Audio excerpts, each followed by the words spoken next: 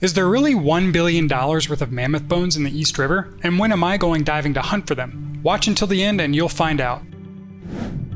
Hey everybody, I'm Brent. Last week there was a man by the name of John Reeves who went on the Joe Rogan show and explained an incredible story of why there are 50 tons of mammoth bones in the East River in New York. The short story is that literal tons of mammoth bones were shipped between 1928 and 1958 from Alaska to the American Museum of Natural History in New York. But the museum eventually ran out of space, had nowhere to put them, so they supposedly dumped a boxcar equivalent full of them into the East River. Now, apparently all of this is written in some report that John has, and he's decided to share the location for the first time to spark a giant bone rush. And it's definitely working because right now I can see other YouTubers and divers that are actually on the river looking for bones. What's interesting to me though is that after John did this episode on Joe Rogan, the museum actually issued a statement saying that they had no record of this report or any dumping in any report. So what does John decide to do? He decided to post pictures of the report on his Boneyard, Alaska Instagram page, showing in fact that there was a report and that one of the co-writers was someone from the museum. And this report definitely shows that some bones were dumped. But there's a catch. I read the page that John posted from the report several times, and it appears to me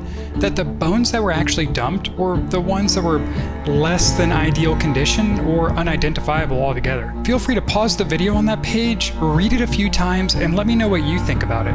Another thing to note is that on their Instagram page, there's also a text conversation between someone called Dakota Adventures and a friend of theirs who claims they work at the museum and is very familiar with that collection. That person says the only bones that were dumped were the ones that were unidentifiable or not in great condition. I know, none of this is concrete evidence of anything, but it kind of adds up and makes sense. I mean, who in their right mind would dump giant mammoth tusks into the river? Especially when the museum was heavily funded by Childs Frick, one of the richest people in the country at the time. The museum even went on to expand with what's called the Building 3A project just to house its whole collection. And they continued to expand thanks to the fortune that Childs Frick left them after he died. So what are all my thoughts on this?